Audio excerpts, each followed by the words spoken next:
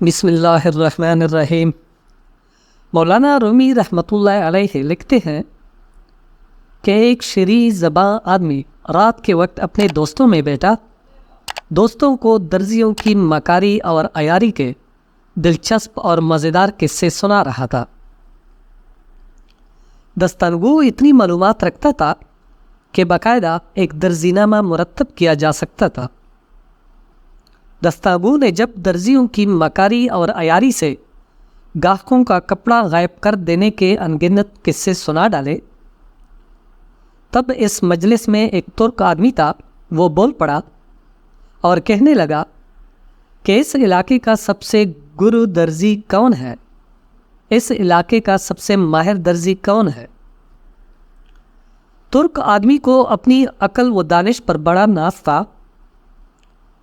دستانگو نے کہا کہ ویسے تو اس شہر کے ہر گلی کوچے میں جو بھی درزی موجود ہے وہ اپنے فن کے اندر کمال مہارت رکھتے ہیں، لیکن پرش نامی ایک درزی ایسا بھی ہے جس کا کوئی ثانی نہیں۔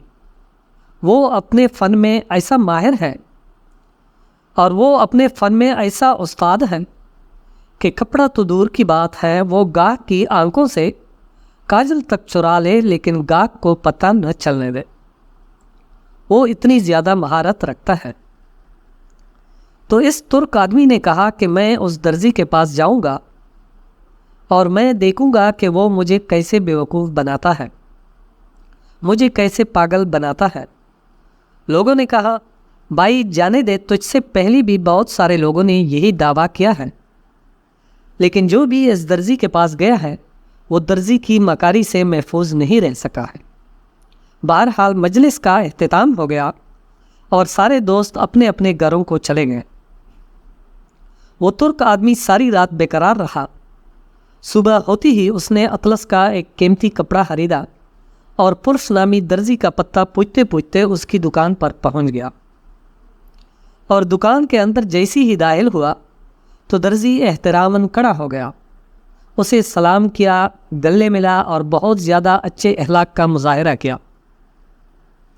اس ترک آدمی نے جب اس کے کردار کو دیکھا، اس کے اخلاق کو دیکھا، تو وہ بہت زیادہ متاثر ہوا اور کہنے لگا کہ لوگوں نے ایسی ہی رائی کا پہاڑ بنا ڈالا ہے، یہ تو بہت ہی اچھا آدمی ہے۔